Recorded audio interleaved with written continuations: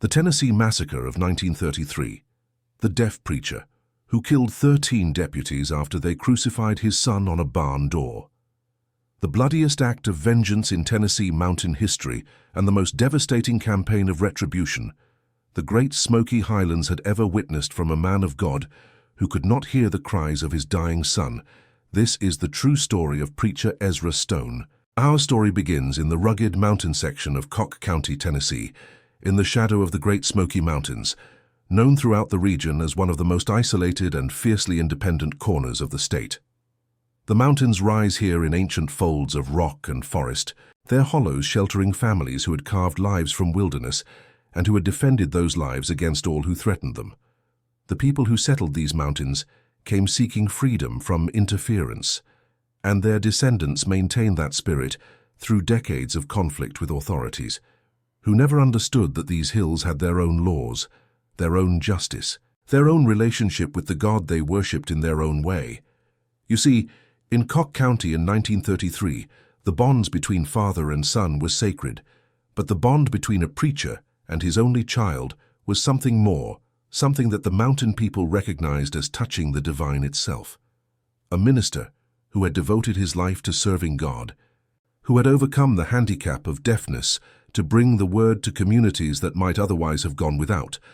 That minister saw in his son both the continuation of his work and the proof of God's blessing upon his life. To harm such a child was to commit an act of blasphemy as well as murder. The conflict between local law enforcement and the mountain communities had reached a fever pitch by the time our story begins. The Depression had brought new desperation to the Highlands, new reasons for sheriffs to intrude into the lives of families who had been making whiskey for generations. Prohibition remained in effect, and the enforcement that accompanied it was heavy-handed, designed to demonstrate dominance rather than to achieve any legitimate purpose. The deputies who enforced these laws often came from outside the community, men who viewed the Highland people with contempt and who saw in their poverty an excuse for brutality. The man who would become known throughout Tennessee simply as Preacher Stone was born Ezra Solomon Stone in 1883 in a cabin on Cosby Creek that his grandfather had built with his own hands before the Civil War. He was the second of 6 children born to Jacob and Martha Stone, a family that had been among the first settlers in the region and that had maintained their faith through generations of hardship. The calling that would define his life was evident from childhood, a certainty that God had plans for him that would unfold in time. That's right. Ezra Stone had been born with perfect hearing, had grown up listening to the hymns his mother sang and the sermons the circuit riders preached when they passed through the hollow. His faith had been nurtured by sound, by the words of Scripture read aloud, by the prayers spoken at bedsides and gravesides throughout his youth. The deafness that would later define him came not at birth, but at age 19, the result of a fever that nearly killed him and that left him forever after in a world of silence.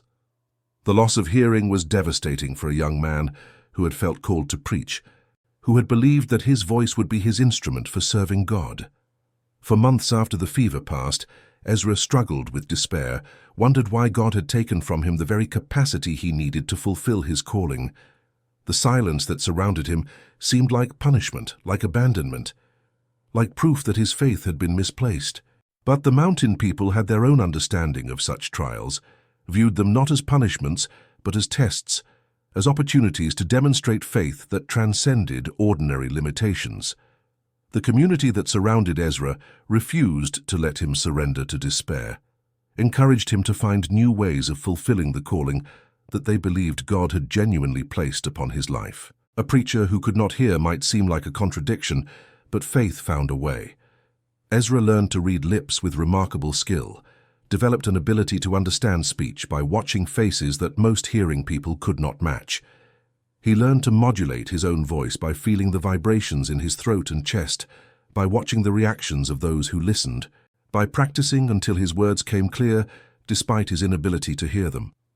He became a different kind of preacher than he had imagined, one who watched his congregation with an intensity that hearing ministers rarely achieved, who noticed every expression and response, who communicated through presence as much as through words. His ministry began in the small churches scattered throughout the hollows of Cocke County. congregations too poor and too isolated to attract ministers who had other options.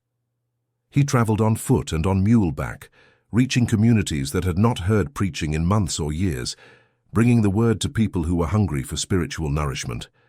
His deafness, which had seemed like a curse, became in some ways a gift.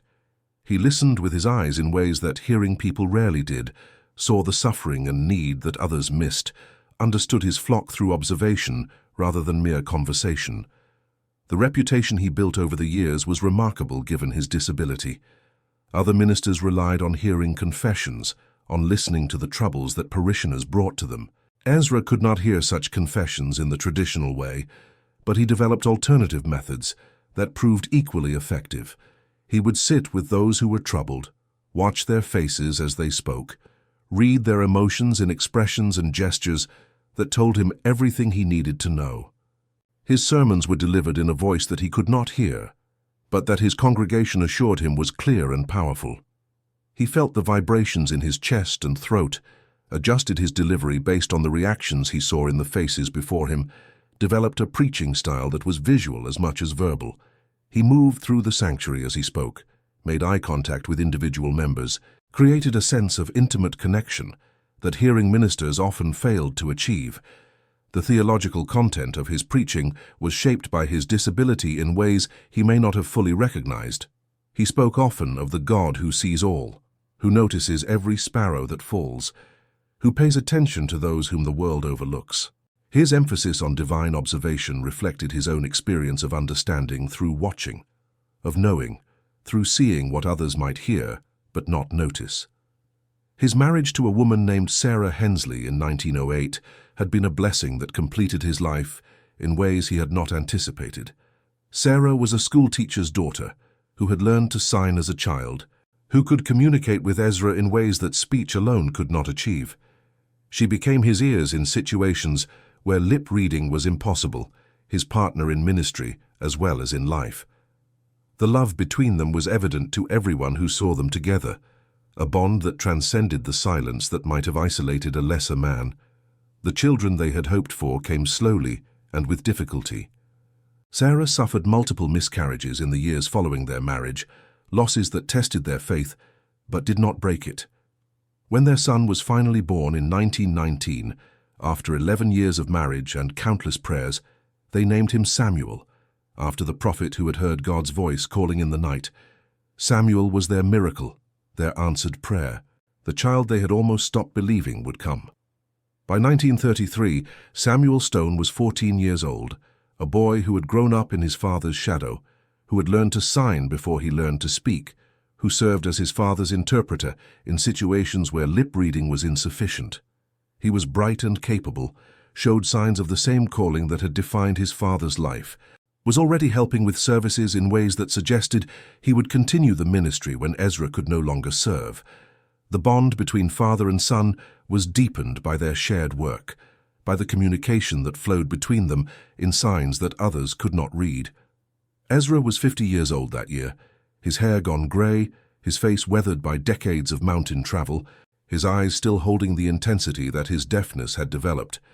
He was known throughout Cock County as a man of unshakable faith, whose sermons spoke of God's love even in the darkest times, whose presence brought comfort to the dying and hope to the despairing.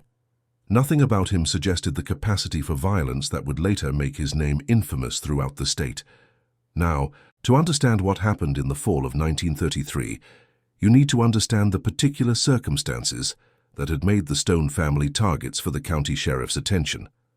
That's right, a new deputy had been appointed in Cock County, a man named Vernon Sloan who had been brought in from outside the region to intensify enforcement of prohibition laws.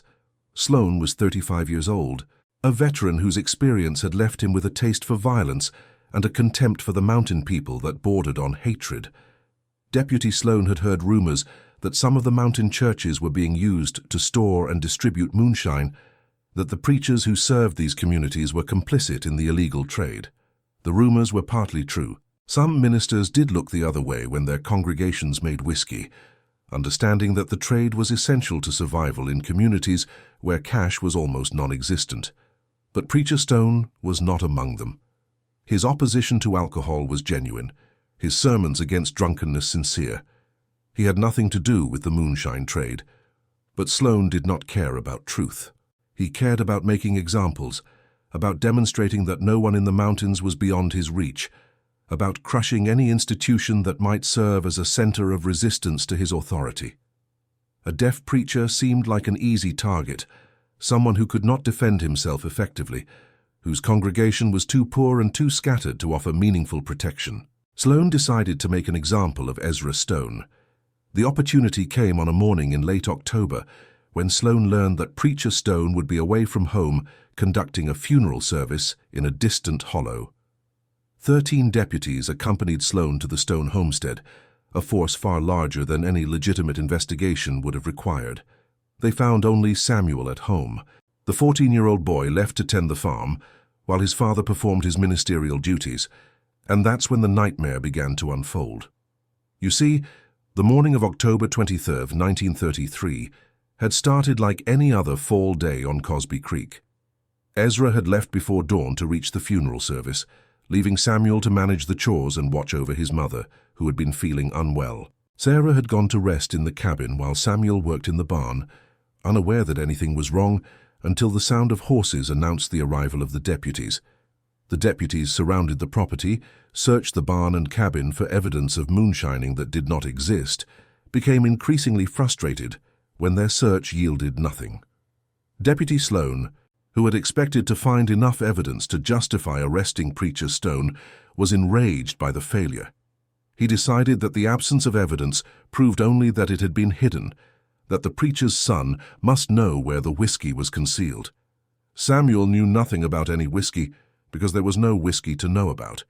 He told the deputies this repeatedly, insisted that his father was a minister who opposed alcohol, begged them to wait until Ezra returned so that the misunderstanding could be resolved.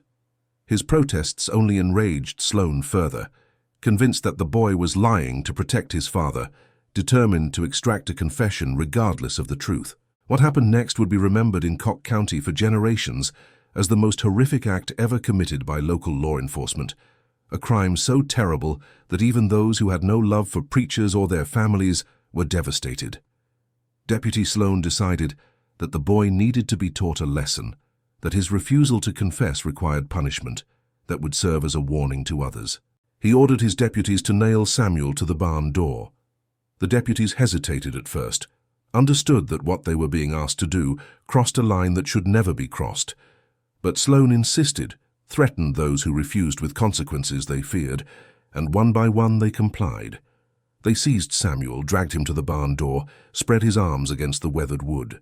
They drove nails through his palms, pinning him to the door in a posture that deliberately echoed the crucifixion they knew his father preached about. The boy's screams echoed across the hollow, heard by neighbors who were too frightened to intervene, heard by Sarah in the cabin who tried to reach her son, but was held back by deputies who laughed at her struggles. The crucifixion was not meant to kill Samuel, at least not quickly. Sloan wanted him alive when his father returned, wanted Ezra to see what happened to those who defied him, wanted the deaf preacher to understand that his inability to hear would not protect him from consequences. The deputies left Samuel hanging on the barn door, left Sarah locked in the cabin, rode away to wait for Preacher Stone to return to the horror they had created. But Samuel's injuries were worse than Sloan had intended. The nails had severed blood vessels in his hands, and the wounds bled steadily through the hours that followed. The position of his body made breathing difficult, each breath a struggle that grew harder as time passed. By the time Ezra returned from the funeral service, his son had been hanging for nearly 8 hours. Samuel was still alive, but barely, his face gray with blood loss and suffocation, his eyes finding his father's face and holding it with a love that transcended the agony he had endured.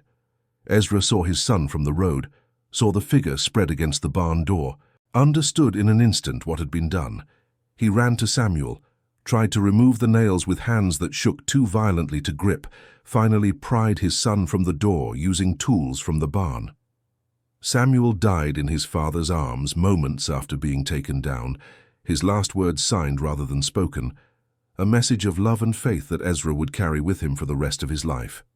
The official report filed by Deputy Sloan claimed that Samuel Stone had been found in that condition, that someone unknown had crucified the boy, that the deputies had arrived too late to save him. The report made no mention of who had driven the nails, did not acknowledge that the crucifixion had been performed by officers of the law, treated Samuel's death as an unsolved crime, rather than murder committed under color of authority. No charges were filed against any of the deputies. No investigation was conducted into the circumstances of the killing. But for Ezra Stone, the matter had only begun. You see, the death of Samuel destroyed something in Ezra that could never be repaired. The boy had been their miracle, the answered prayer that had come after 11 years of hoping and grieving, the continuation of everything Ezra had worked to build. He had been crucified, killed in a manner that mocked everything Ezra preached, murdered by men who knew exactly what the symbolism would mean to a minister of the gospel. The faith that had sustained Ezra through deafness and hardship and loss now faced its greatest test. The grief that consumed Ezra in the days following Samuel's death was unlike anything he had experienced, deeper than the loss of his hearing, more devastating than any trial his faith had previously faced. He buried his son in the church cemetery on the ridge above Cosby Creek, dug the grave himself because he could not bear to have anyone else touch Samuel's body, stood over the mound of earth in a silence that now seemed to encompass the entire world. Sarah collapsed at the funeral, her mind unable to bear what she had witnessed, what she had been forced to hear while locked in the cabin. She would spend the rest of her life in an institution. Her sanity never recovered, another casualty of what Deputy Sloan had done. Ezra was left alone, his son dead, his wife lost to madness, his faith shaken to its foundations. And in that silence, he made a vow that would define whatever remained of his existence. He would kill them, every deputy who had participated in Samuel's crucifixion, every man who had driven nails or held the boy, or stood watching while others tortured him. He would hunt them one by one, would find them wherever they went, would ensure that each understood why he was dying before the end came. 13 deputies had come to his property that morning. 13 deputies would die before Ezra was finished. The vow was made in silence, communicated to no one, held entirely within a mind that had learned to keep its own counsel during decades of deafness. But the determination it represented was absolute, the rage it contained sufficient to drive everything that followed. Preacher Ezra Stone had spent 30 years bringing God's word to the mountains. Now he would bring something else entirely. The planning process took 4 weeks, during which Ezra gathered the information he needed while appearing to be consumed by grief. The appearance was not entirely false. The grief was real and overwhelming, present in every moment of every day. But beneath the grief was something harder, something that decades of faith had not prepared him to feel, something that the crucifixion of his son had awakened in a soul that had believed itself incapable of such darkness. He learned the names of every deputy who had accompanied Sloan to his property, identified them through careful observation, and the information that neighbors shared without knowing why he wanted it. His deafness, which had always required him to watch and notice, now served a darker purpose. He studied their habits, their routines, their vulnerabilities. He could not ask questions directly, could not interrogate informants, but he could watch and remember. The skills of observation that his disability had developed were now applied to tracking men who would soon be prey. The weapons he would use were those he had kept for hunting and protection, rifles and pistols that he had learned to use despite being unable to hear their reports. He aimed by sight alone, judged his success by observation rather than sound, had developed an accuracy that compensated for his inability to hear whether a shot had struck its target. The transition from hunting game to hunting men required adjustments, but the fundamental skills were the same. His first kill came in late November 1933, 4 weeks after Samuel's death. The target was a deputy named William Carver, who had been identified as one of those who had held Samuel while others drove the nails, whose hands had pressed the boy against the barn door while he screamed and struggled. Carver was found dead in his barn, his hands nailed to the door in a manner that echoed exactly what had been done to Samuel. The message was unmistakable. The killing of William Carver sent shockwaves through the sheriff's department. The manner of death, the nails through the hands, made clear that this was not random violence but targeted revenge. The deputies who had participated in Samuel's crucifixion understood immediately that they were being hunted, that the deaf preacher whose son they had killed was coming for them. Fear began to spread through their ranks. The second killing came 2 weeks later, targeting another deputy who had participated in the crucifixion.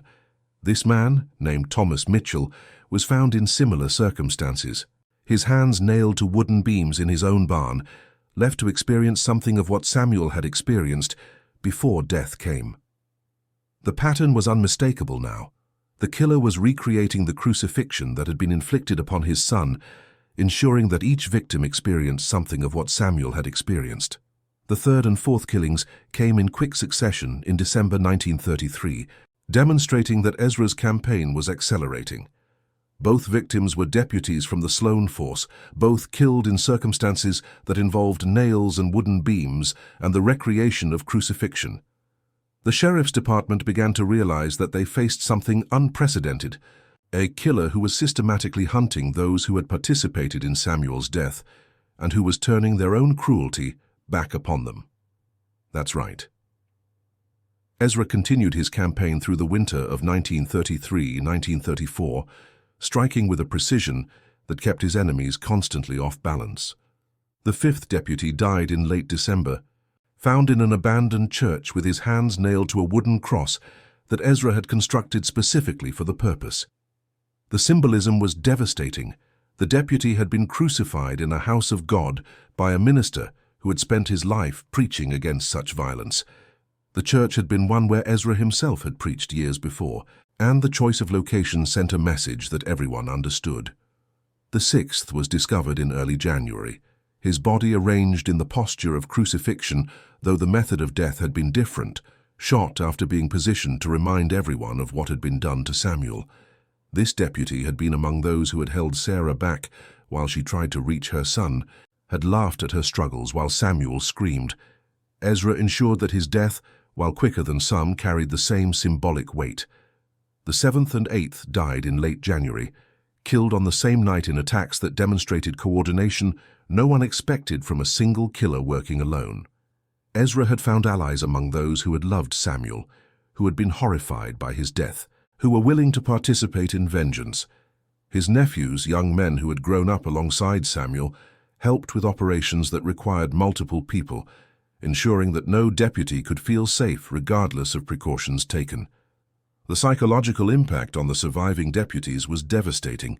Men who had driven nails through a boy's palms now examined their own hands constantly, imagined the pain that awaited them, dreamed of crucifixion in nightmares that left them screaming. Some developed tremors that made their hands shake uncontrollably, their bodies anticipating a fate their minds could not escape. The terror that Ezra created was not merely physical but spiritual, an inversion of everything they had believed about power and vulnerability. Each killing was executed with care that reflected Ezra's patient nature and his intimate knowledge of the mountains. He had spent 30 years traveling these hollows, knew every path and hiding place, understood the terrain in ways that outsiders could not match. The skills of observation that his deafness had developed were now applied to tracking men who were desperate to avoid being tracked. His inability to hear made him more attentive to what he could see, more aware of movements and patterns that hearing people might miss. The terror that Ezra created spread through the remaining deputies like a plague. Men who had crucified a 14-year-old boy now understood that death was hunting them, that their participation in Samuel's murder had marked them for a fate that mirrored what they had inflicted. Some fled the county, hoping that distance would provide safety. Others barricaded themselves in their homes, refused to venture out alone, lived in constant fear of the deaf preacher, who had become something terrifying. The ninth killing came in February, targeting one of the deputies who had fled to a neighboring county seeking safety and distance. Ezra tracked him there, waited for the opportunity that patience always provided, killed him in a manner that left no doubt about the message being sent. The deputy's hands were nailed to a beam above his head, his body left in a position that echoed the crucifixion of Christ and of Samuel Stone. The 10th and 11th killings followed in quick succession, each body positioned to remind everyone of what had been done to a minister's son. The 12th came in March, leaving only Deputy Vernon Sloan himself, the man who had ordered the crucifixion, who had decided that a 14-year-old boy should be nailed to a barn door to punish his father, who had created the horror that had destroyed the Stone family. Sloan had barricaded himself in the county jail, surrounded himself with what few allies he had left, believed himself safe behind stone walls and iron bars. He had sent word to the state capital requesting additional protection, had been promised reinforcements that were slow to arrive, had spent weeks in a state of constant terror, waiting for the deaf preacher to find him. The 13th and final killing came on October 23, 1934, exactly 1 year after Samuel's death. Ezra reached Sloan despite every precaution, found a way past defenses that would have stopped anyone less determined. He did not simply kill Sloan. He crucified him, nailed him to a wooden cross that he had carried into the jail, ensured that the man who had ordered Samuel's death experienced exactly what he had ordered for another. The crucifixion of Vernon Sloan lasted for hours, long enough for the deputy to understand fully what he had done and why he was dying.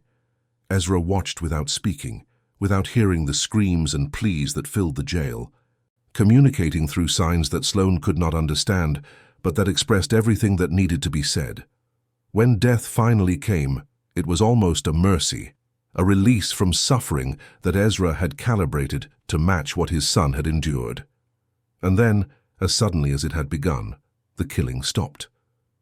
Ezra Stone surrendered to state authorities 3 days after Sloan's death, walking into the courthouse in Knoxville and presenting himself for arrest. He did not resist, did not attempt to flee, seemed at peace in a way that those who saw him found difficult to reconcile with what he had done. The campaign of vengeance was complete. 13 men who had participated in his son's crucifixion were dead. Nothing remained except to face whatever consequences the legal system would impose. The trial of preacher Ezra Stone became the most sensational criminal proceeding in Tennessee history, drawing attention from across the nation and spectators who traveled from distant states to witness the case. The courtroom was packed every day, with crowds gathering outside to follow updates from those fortunate enough to secure seats inside. Newspapers sent reporters from as far as New York and Chicago, making Ezra's story known to millions who had never heard of Cock County or Cosby Creek. The scene inside the courtroom was remarkable for its contrasts. The defendant was a gray-haired minister of 60 years, his weathered face and gentle manner suggesting anything but the capacity for the violence he had committed.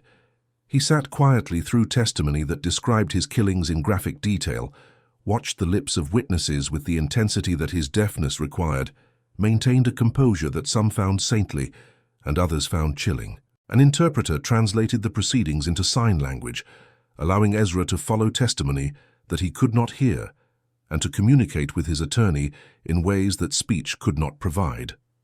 The presence of the interpreter added another dimension to the trial, reminded everyone constantly of the defendant's disability, raised questions about how a deaf man had managed to kill 13 armed deputies over the course of a year.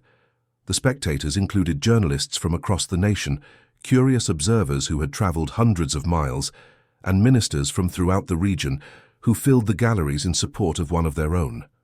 The latter group was notable for its composition. Preachers who had known Ezra for decades, who had witnessed his ministry firsthand, who struggled to reconcile the man they knew with the acts he had committed.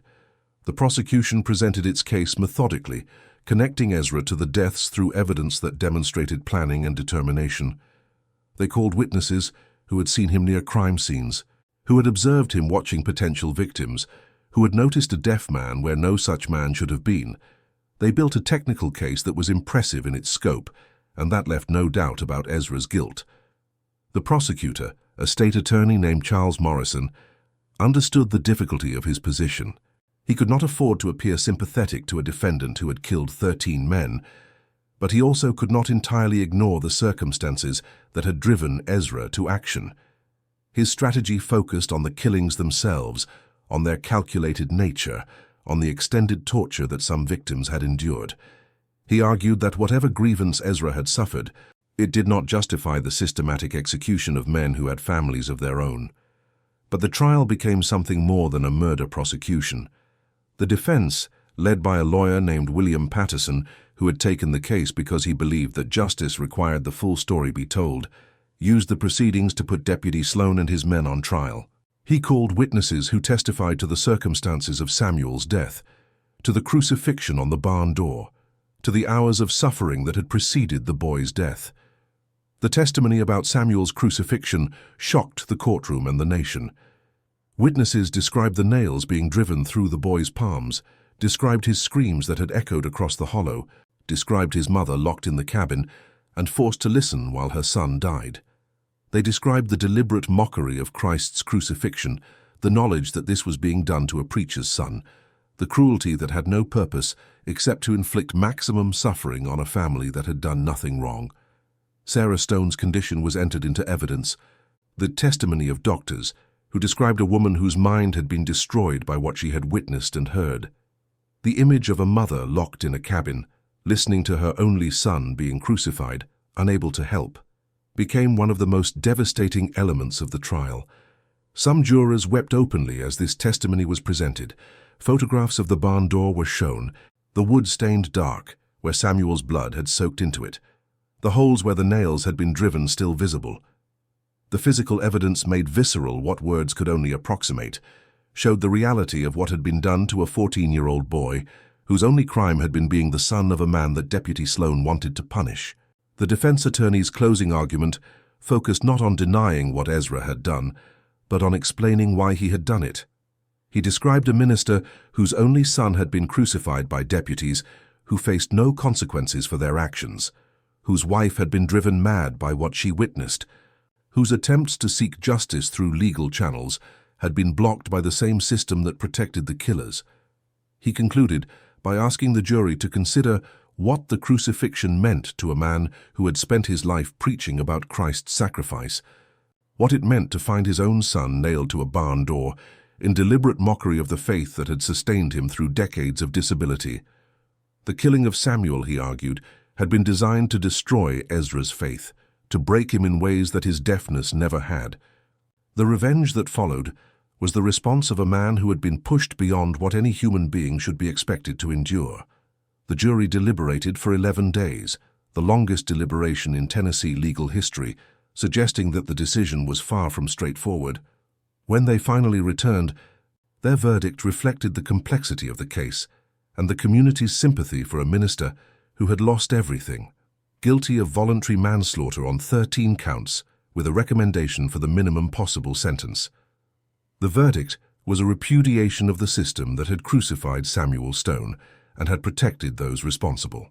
It acknowledged that while Ezra had committed terrible acts, the acts committed against his son were equally terrible and had received no official censure.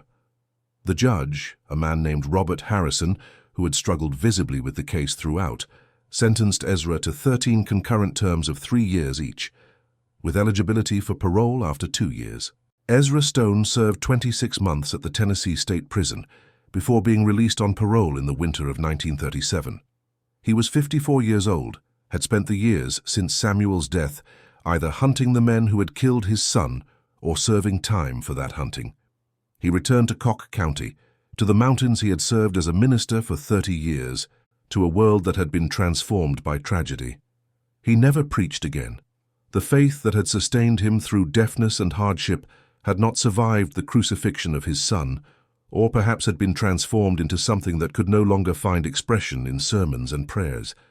He lived quietly in a cabin near where Samuel was buried, visited his son's grave daily, maintained a silence that was now chosen rather than imposed by his disability. The cabin where he spent his final years was simple, barely more than a single room with a stove and a bed. He had no need for the larger dwelling he had shared with Sarah and Samuel, no reason to maintain the homestead where his son had been murdered. He sold most of the land to neighbors who promised to care for it, kept only the small plot that contained the cabin and the path to the cemetery. His days followed patterns that he established in the first months after his release, routines that required no thought and no company. He rose before dawn, tended a small garden that provided most of his food, walked to Samuel's grave in the morning, and again in the evening. The visits were his form of prayer, the only religious practice he maintained after abandoning his ministry. At the grave, he would sit for hours, sometimes signing to Samuel as he had when the boy was alive, sometimes simply present in a silence that needed no words. Neighbors who passed the cemetery reported seeing him there in all weather, in rain and snow and summer heat, maintaining a vigil that nothing could interrupt. The conversations he had with his dead son were private, known only to Ezra, and to whatever remained of Samuel in that mountain soil. Sarah remained in the institution where she had been placed after her breakdown, her mind never recovering from what she had witnessed. Ezra visited her whenever he could, sat with her in rooms where she did not recognize him, maintained the connection to a wife who was present in body but absent in mind. She died in 1942, and Ezra buried her beside Samuel in the church cemetery on the ridge. He spent his remaining years in solitude, tending his son's grave and his wife's memory, living simply on the charity of neighbors who remembered his decades of ministry and who did not judge him for what he had done. The mountain people who had known him as Preacher Stone now called him simply Ezra, understanding that the title no longer fit a man who had abandoned the calling that had defined his life. He died in his sleep in the winter of 1952, found in his cabin by neighbors who had noticed that no smoke rose from his chimney. He was 69 years old, had lived 19 years since Samuel's death, had never spoken of the killings or the faith that had preceded them. He was buried beside Sarah and Samuel in the cemetery he had established decades before, the three stones standing together as testimony to a family that had been destroyed by an act of cruelty that defied comprehension. The aftermath of Ezra Stone's campaign reshaped law enforcement practices in the Tennessee mountains for a generation. The exposure of what had been done to Samuel, which came out in devastating detail during the trial, generated public outrage that could not be ignored. The brutality of the crucifixion, the deliberate mockery of Christian symbolism, shocked even those who had no particular sympathy for mountain preachers or their families. Newspapers across the nation published editorials condemning the deputies' actions, demanding investigations into law enforcement practices throughout the region. The details of Samuel's death, repeated across front pages for weeks, created images that could not be forgotten. Politicians who had supported aggressive prohibition enforcement found themselves facing questions they could not answer, their positions suddenly untenable in the face of such documented cruelty. Religious leaders joined the chorus of condemnation. Ministers throughout Tennessee and beyond denounced what had been done to Samuel as not merely murder, but blasphemy, a deliberate mockery of Christ's sacrifice that demanded response. The Southern Baptist Convention passed a resolution condemning the crucifixion, calling for reforms in how law enforcement treated the faithful. Catholic bishops, Methodist leaders, and ministers from denominations across the theological spectrum found common ground in their horror at what had been done. The reforms that followed were significant, though they came too late for Samuel and for the many others who had suffered at the hands of deputies who viewed mountain people as less than human. Investigations were launched into sheriff's departments throughout the region, revealing patterns of abuse that extended far beyond Cock County. Deputies who had participated in similar acts of brutality found themselves facing scrutiny they had always avoided, some fleeing rather than answer questions about their conduct. The treatment of children came under particular scrutiny. The crucifixion of a 14-year-old boy had demonstrated how vulnerable the young were when authority was exercised without restraint. Procedures were established requiring special protection for minors, recognizing that children deserved consideration beyond what adults might receive. The religious dimensions of the case generated their own response. Church leaders throughout Tennessee denounced what had been done to Samuel, recognized in his death a martyrdom that echoed the faith his father had preached. The deliberate mockery of crucifixion was condemned as blasphemy by ministers who might otherwise have supported law enforcement, creating alliances between religious communities and reform movements that might not otherwise have formed. The cultural impact extended beyond policy changes. The Ezra Stone case became a symbol throughout Tennessee of what could happen when law enforcement forgot its proper role, when those charged with protecting citizens instead crucified their children. Parents told the story as a warning about the abuse of power. Ministers cited it in sermons about the persistence of evil in the world. The memory was kept alive through songs and stories that spread throughout the mountain communities. The gravesite where Ezra, Sarah, and Samuel rest together became a place of pilgrimage for those who remembered the story, visited by people who wanted to pay respects to a family that had been destroyed by cruelty and had responded with vengeance that the law could not condone, but that the community could understand.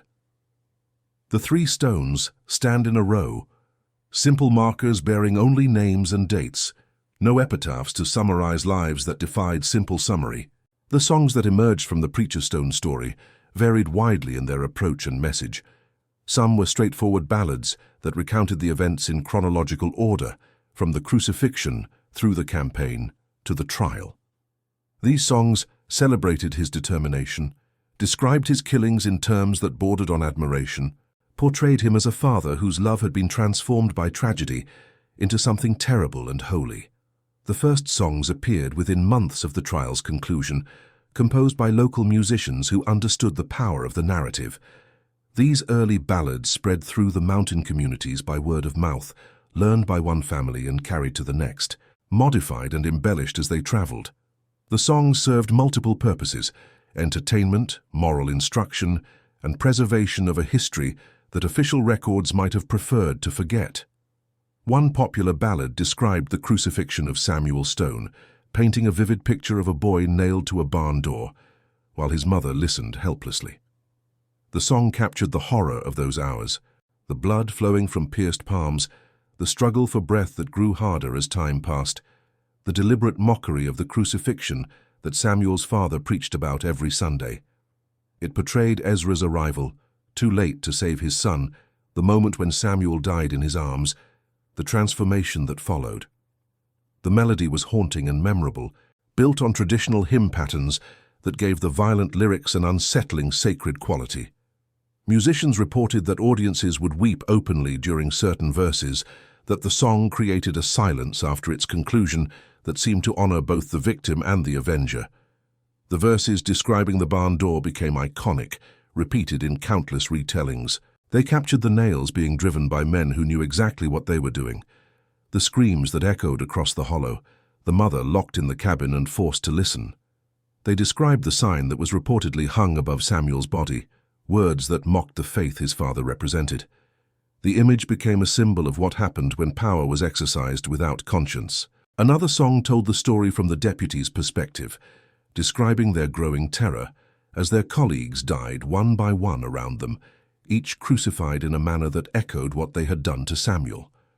This song was darker than most, capturing the fear that must have consumed men who understood that a deaf preacher had become death itself, that their mockery of Christ's crucifixion would be repaid measure for measure. The song imagined their nightmares, their trembling hands, their desperate prayers to a God they had mocked. A third song focused on Ezra's faith, on the struggle between the minister he had been and the killer he became, on the question of whether God had guided his hand or whether he had abandoned everything he once believed. This song was more theological than the others, exploring questions about justice and mercy, about forgiveness and vengeance, about what faith meant in the face of suffering that seemed to have no meaning. It was favored by ministers who found in its verses material for sermons about the complexity of righteousness. A fourth song addressed Sarah's fate, the wife driven mad by what she had witnessed. This was the saddest of all the Stone ballads, capturing a woman who had waited 11 years for a child, who had finally received her miracle, who had then been forced to listen while that child was crucified. The song followed her into the institution where she spent her remaining years, imagined her confusion and her grief, mourned a life destroyed not by death, but by a suffering worse than death. The most famous of all the Preacher Stone songs was composed several decades after the events, by a professional musician who traveled to Kentucky County to research the story firsthand. This comprehensive ballad told the complete narrative with skill and emotional power, becoming a standard in the Appalachian music repertoire. It has been recorded by numerous artists over the years, carrying Ezra's story to audiences who never knew his name, but who recognized in his actions something universal about faith and vengeance and the bonds between fathers and sons. Historians who have studied the Preacher Stone case have reached varying conclusions about its significance and meaning. Some have analyzed it as an example of resistance to Depression-era law enforcement, arguing that the sheriff's actions were part of a broader pattern of using prohibition as an excuse for brutality against mountain communities. They note that Samuel was killed not because of any crime, but as a message to his father, that the crucifixion was designed to demonstrate that no one was beyond the reach of corrupt authority. These scholars have traced the connections between the stone case and the broader history of prohibition enforcement in Appalachia. The mountain communities had been making whiskey for generations, long before the 18th Amendment made it illegal. The enforcement that followed prohibition was often brutal and arbitrary, targeting families who had done nothing wrong while ignoring actual violators who had political connections. The stone case represented the most extreme example of this pattern, a warning that went horribly wrong. The economic analysis reveals how the Depression intensified the conflicts that produced the stone tragedy. With legal employment scarce and cash almost non-existent in mountain communities, moonshining became essential to survival. The federal government's insistence on enforcing prohibition, despite these realities, created tensions that exploded into violence. Deputies like Sloan viewed their role not as maintaining public safety, but as demonstrating dominance over communities that refused to submit. Others have focused on the religious dimensions of the case, examining how the deliberate use of crucifixion symbolism shaped both the crime and the response to it. The deputies who crucified Samuel knew exactly what they were doing, understood that nailing a preacher's son to a barn door would carry meanings beyond ordinary murder. The choice of method was calculated to wound Ezra's faith as much as his family, to mock everything he had devoted his life to serving. Theological scholars have debated whether Ezra's response represented a failure of faith or a different kind of faithfulness. Some argue that his vengeance was the opposite of everything he had preached, that his crucifixion of the deputies showed that he had abandoned the gospel of forgiveness for the older law of eye for eye. Others suggest that Ezra found in the Old Testament a justification for his actions, that the God of Moses who struck down the enemies of Israel was as real to him as the Christ who died forgiving his executioners. The psychological analysis has examined what the death of his only son in circumstances that deliberately mocked his faith might have done to Ezra's sense of himself and his God. Some scholars have suggested that the killing of Samuel destroyed not only Ezra's family, but his relationship with the divine, that the campaign of vengeance represented not the extension of his faith, but its negation. Others argue that Ezra found in his vengeance a kind of terrible righteousness, a conviction that he was doing God's work in punishing those who had crucified the innocent. Legal scholars have analyzed the jury's verdict as an example of jury nullification, the practice by which juries reject the strict application of law in favor of what they perceive as justice. The evidence against Ezra was overwhelming, the killings clearly premeditated, the legal definition of murder clearly satisfied. Yet the jury chose to convict on manslaughter rather than murder, and recommended a sentence far below what the law would have allowed. You see, what Ezra Stone did cannot be justified by any conventional legal or moral framework. He killed 13 men, many of them crucified in a manner that echoed his son's death, each execution planned and carried out with determination that allowed no mercy. The fact that his victims had participated in Samuel's murder does not eliminate the fact that he acted as judge, jury, and executioner, taking lives that were not his to take. The moral calculus of his actions has been debated by ethicists and theologians since the trial concluded. Some argue that the deliberate mockery of the crucifixion created circumstances in which Ezra's response was not merely understandable, but in some sense required. That silence in the face of such blasphemy would itself have been a betrayal of everything he believed. Others counter that vengeance belongs to the Lord, that Ezra usurped divine prerogative when he took justice into his own hands. The question of whether Ezra retained his faith or lost it has never been definitively answered. His refusal to preach after his release suggests that something fundamental had changed, that he could no longer stand before congregations and speak of forgiveness when he had proven himself incapable of forgiving. But the deliberate use of crucifixion in his killings suggests that faith still shaped his actions, that he saw himself as enacting divine judgment rather than merely personal revenge. The families of the deputies he killed present another dimension of the moral complexity. These men had wives and children, parents and siblings, people who grieved their deaths regardless of what they had done. Ezra's vengeance created widows and orphans, inflicted suffering on people who had no part in Samuel's murder. The justice he claimed to deliver was not clean or surgical, but spread its effects far beyond those directly responsible. And yet his story cannot be simply condemned, reduced to a tale of criminality that teaches only the obvious lesson that murder is wrong. He was a minister whose only son had been crucified on a barn door by deputies who faced no consequences for their actions, whose wife had been driven mad by what she witnessed, whose faith had been deliberately mocked by men who knew exactly what their cruelty meant to him. The system that should have protected Samuel had instead murdered him. The system that should have punished those responsible had instead protected them. What options did he have? His story challenges us to consider the relationship between faith and vengeance, between the God of mercy and the God of justice. Ezra Stone had preached for 30 years about forgiveness, about turning the other cheek, about leaving vengeance to the Lord. And when his son was crucified, he discovered that he could not practice what he had preached, that some wrongs were too great for human forgiveness, that the faith he had professed could not survive the test it was given. The specific circumstances that produced the Preacher Stone story, the combination of corrupt law enforcement, the brutality of prohibition enforcement, the deliberate use of religious symbolism to wound, have not been repeated. But the underlying questions his story raises, about faith and its limits, about justice and its absence, about what any parent would do when their child is murdered in the cruelest way imaginable, remain as relevant today as they were in 1933. The descendants of those who knew Ezra Stone still live in those Tennessee mountains, carrying the memory through the generations. The story is told at family gatherings and church suppers, passed down from grandparents to grandchildren, kept alive in a community that understood both the tragedy and the response. They do not celebrate what Ezra did exactly, but they do not condemn it either. They understand. The mountains of Cock County remain today much as they were in Ezra's time, ancient and patient and indifferent to human drama.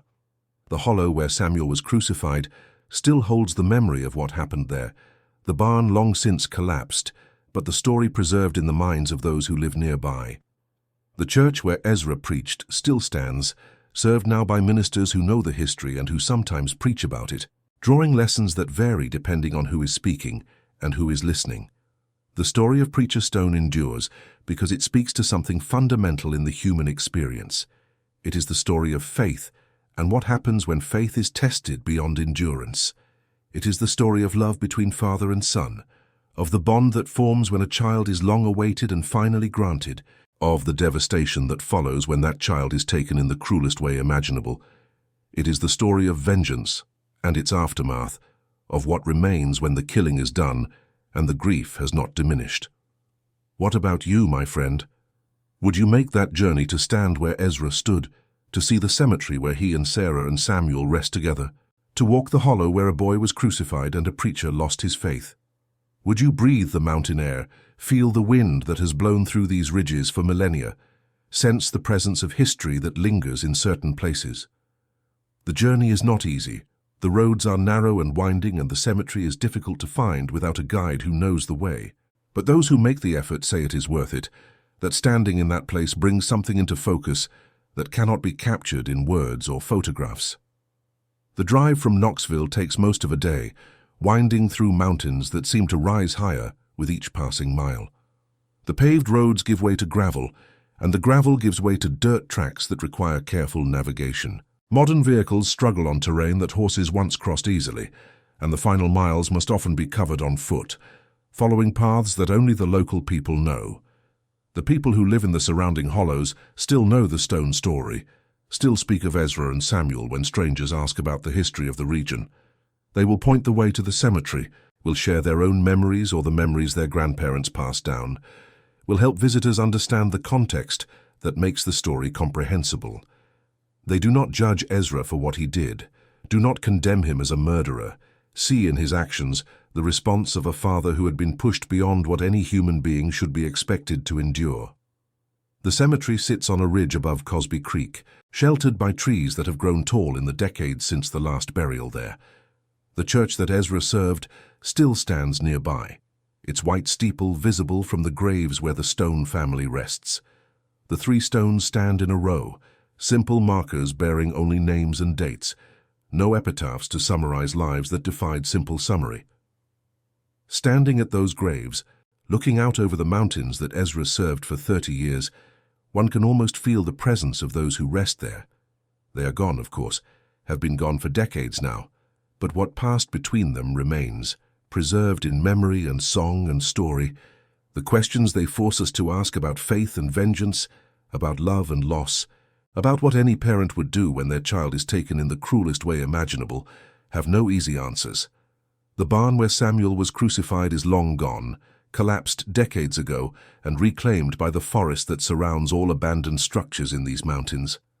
But the knowledge of what happened there persists, passed from generation to generation, ensuring that Samuel's death will not be forgotten even as the physical evidence disappears. The mountains keep their secrets, holding the memory of Ezra and Sarah and Samuel close, like they hold the morning mist and the evening shadows. Their story will continue to be told as long as people remember what happened in Cock County during those terrible years, as long as fathers love their sons with a devotion that defies law and logic, as long as faith is tested and sometimes fails and sometimes transforms into something that those who hold it cannot recognize. They are gone now, dust mingling with the earth of the ridge, where they worshipped and suffered and found their rest. But what happened between them echoes still through time and will continue to echo for generations yet to come. And that, my friend, is the true story of preacher Ezra Stone, the deaf minister who killed 13 deputies after they crucified his 14-year-old son Samuel on a barn door and drove his wife to madness.